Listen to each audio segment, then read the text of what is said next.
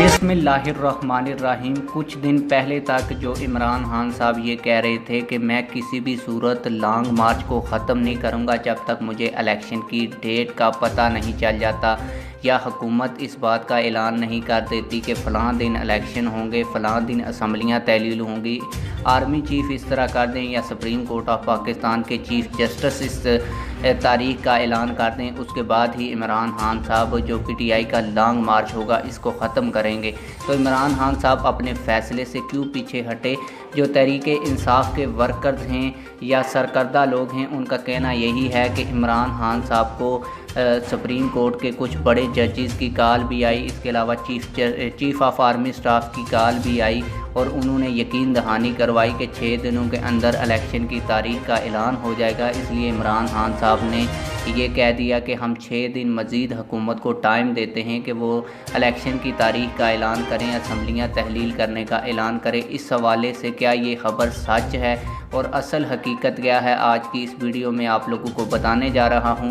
लेकिन इससे पहले आप लोगों से एक छोटी सी रिक्वेस्ट है, अगर आपने अभी तक हमारे चैनल को सब्सक्राइब नहीं किया तो जल्दी से चैनल को सब्सक्राइब कर लें ताकि आने वाली नई वीडियोस आप लोगों को बर वक्त मिलती रहें। तो आप लोगों को बताता चलूँ कि तहरीके इंसाफ के जो कारकुन ये बात कर रहे हैं इसमें इतनी सदाकत नहीं है। आप लोगों को ये भी बता दूं कि इमरान खान साहब ने ये लॉन्ग मार्च ख़त्म क्यों किया, आखिर वजह क्या बनी कि इमरान खान साहब को बैक फुट पे आना पड़ा और अपने फ़ैसले को बदलना पड़ा।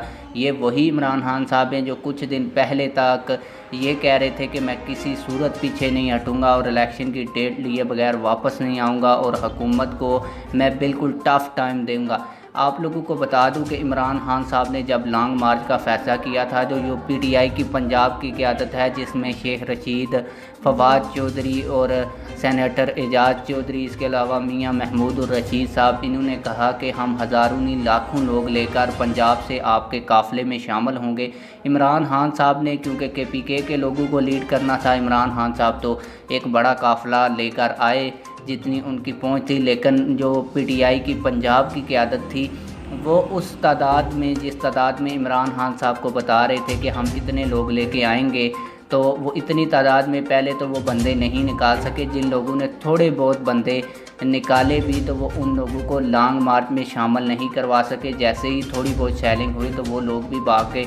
अभी आप लोगों ने देखी होगी फवाद चौधरी साहब की वीडियो, वो 30 से 40 बंदे का काफ़िला लेकर लॉन्ग मार्च में शामिल हुए। आप सब लोगों ने वो देखी है, मैं साथ में वीडियो में चला भी दूंगा, आप लोग देख लेंगे कि इसमें फवाद चौधरी साहब के साथ कितने बंदे। इसके अलावा शेख रशीद साहब जो कहते थे कि मैं फ्रंट लाइन पे लड़ूंगा, जहाद करूंगा, तो वो भी आखिरी दिन तक गिरफ्तारी से बचते रहे और छुपे रहे और लोग भी उनके साथ नहीं निकले। इमरान खान साहब जो एक काफ़िला लेकर आए थे जिसकी तादाद मीडिया और एजेंसी की रिपोर्ट के मुताबिक ज़्यादा से ज़्यादा भी 10 से 15 हज़ार थी, चलो आप 30 हज़ार लगा लें, इससे डबल कर लें तो 30 हज़ार लोग लेके इमरान खान साहब इस्लामाबाद पहुंचे थे। फिर आप लोगों को पता है कि मौसम बड़ा शदीद है, गर्मी की सूरत हाल में उन लोगों को भी वहाँ पे बिठाना बड़ा मुश्किल था। इसलिए इमरान खान साहब ने बड़ा बोल्ड फ़ैसला लिया और उन्होंने कहा कि हम 6 दिन का मज़ीद हुकूमत को टाइम देते हैं।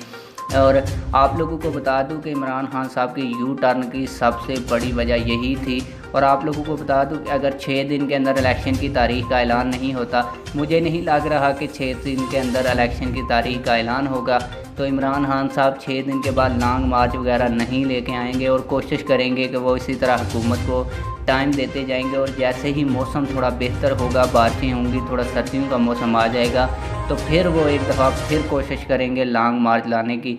जब तक मौसम ठीक नहीं होता मुझे नहीं लगता कि इमरान खान साहब दोबारा लॉन्ग मार्च लेकर आएंगे। आप लोगों की इस हवाले से क्या राय है, कमेंट सेक्शन में अपनी राय का ज़रूर इजहार फरमाएं। मिलते हैं किसी और वीडियो में। अल्लाह हाफिज़।